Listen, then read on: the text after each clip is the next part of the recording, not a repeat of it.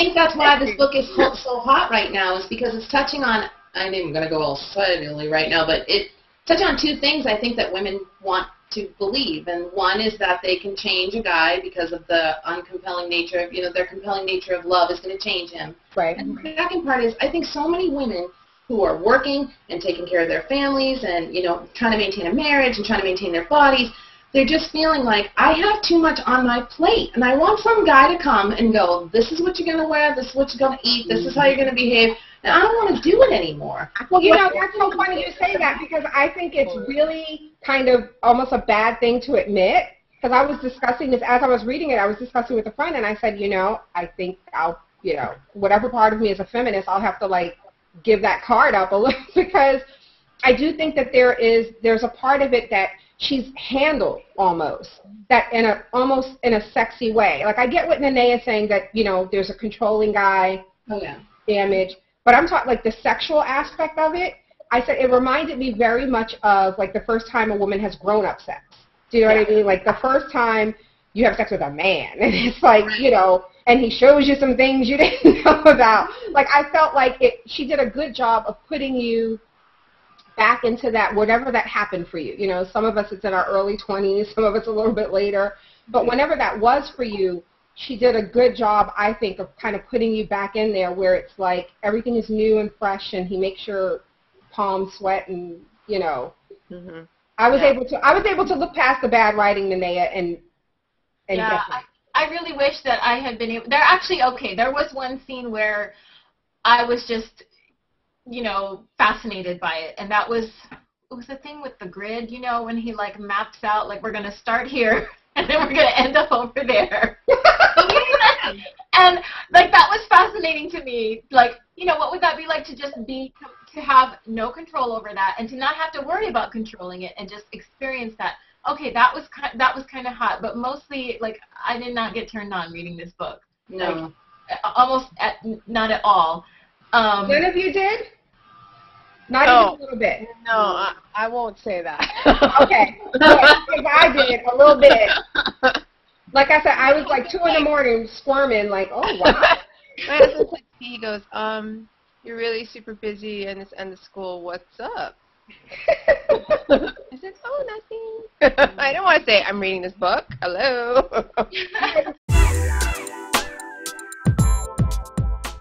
Am I the only one who read the contract and thought, if you take out the fisting, this doesn't sound that bad?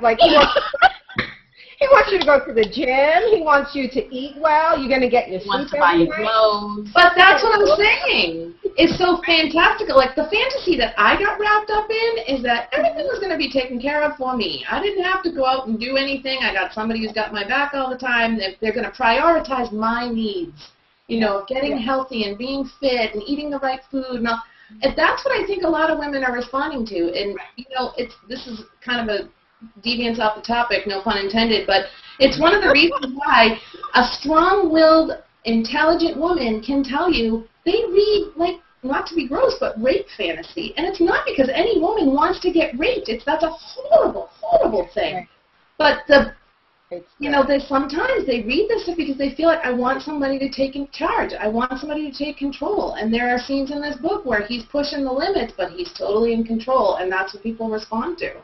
Not for me, but I can see why other people like it. I think that the issue, you're right, that is what women want. And the way that men like that operate is they make you think that the control is okay because they have your best interests at heart. Yes, true. It's okay for me to threaten you if you drive your shitty car because I told you not to, and if you do, I will know. But it's just because he loves her. Right. You're right. If my daughter came home and told me her boyfriend said that, I'd be in jail. I'm threatening, some kid Okay, so do you have an issue?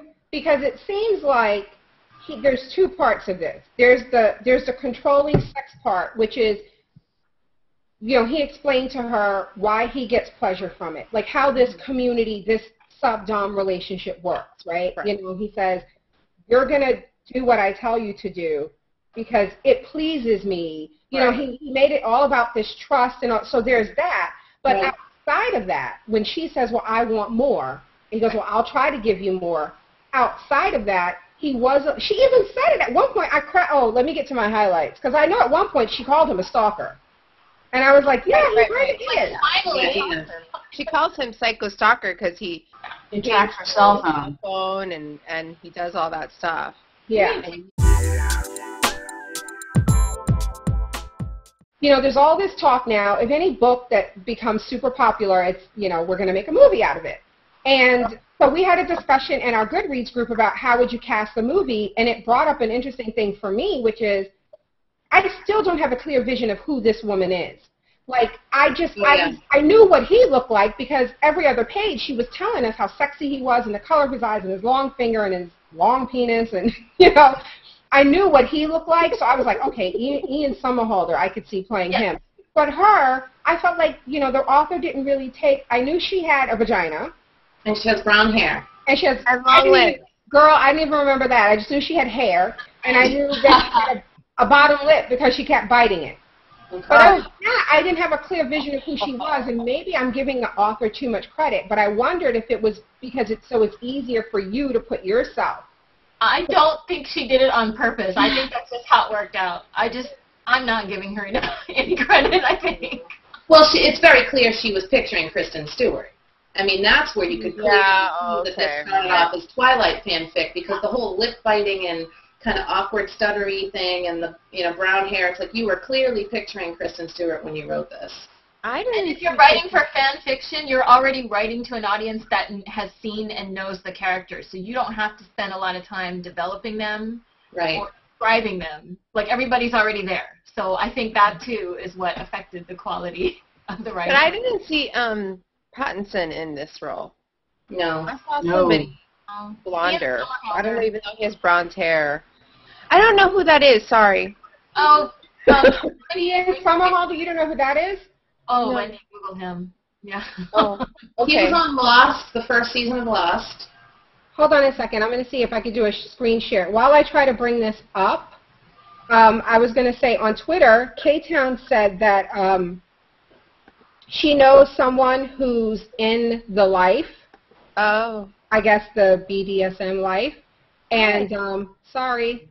And, Cool. and that she said that he is, that she absolutely hates it, and she doesn't think that that book is a good representation of that life. I don't know too much about the lifestyle, although I have been talked to about it in former life. And oh, he's cute. Isn't he cute? I saw Ian. Oh wow. Okay, yeah, I can see that as Christian Grey. Yeah. So can I. Anyway, but I would agree with that statement, even though I'm not in the lifestyle. Yeah, I thought, wow, people who really do this seriously and are into it and practice this, they would be pissed if they read this. Because it really is, that goes back to that Harlequin romance kind of thematic way, and I'm trying to say it, that stock storyline, right? Right. That you just lay out in a book and you just follow. And yeah, it's not, I mean, not saying that they don't have love in BDSM relationships. I'm sure they do, but not like this, right? Where he gasps and says, "What are you doing to me?"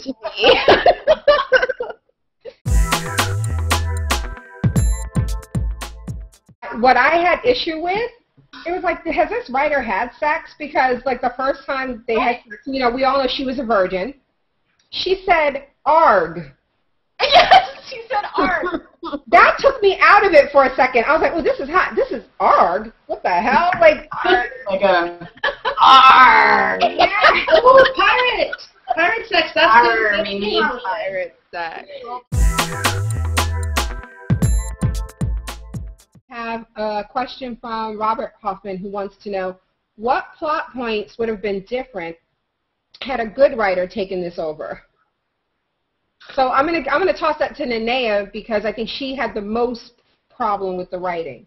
What plot points would have been different? What do you think would have? Do you think the plot would have been different or better if a better writer had it, or is it just more the style of writing that bothered you? To me, I don't necessarily think the plot would need to be different. but I do think the characterization, the character development would have to be different. That's what a good writer would do. A good writer would have made me like Anna Steele, you know, instead of actively wishing for her beetle to crash and burn. And there were also like several I have no problem with that. The sex, the you know, the whole like just being torn about this guy who, like, maybe you find somebody that feels like the perfect person for you, but he's messed up. You know, that's fine. I would go along for that ride if I cared about the character. Yeah. Mm-hmm. So, did you guys notice there were like 2 characters I thought that were in the book solely to make Christian jealous? And Jose the friend, and then the son of her boss. It just seemed like we had to see, they were just a mechanism for us to see that he's jealous. And because he's jealous, that means and that she's hot. Right, and then she's hot. And she That's what my son actually asked me that. When I was explaining to him that this started off as Twilight fan fiction, he said, does this author just randomly introduce characters, you know, like that you don't really know or care about just to make a point? I said, yes, she does. Yeah. Because the boss's son is definitely the what's his name? Mike Jacob? Newton character. Mike Newton. And Jose is definitely Jacob. Jacob. Mm-hmm. Okay, then their dads are friends. Yeah. Yeah. That's true.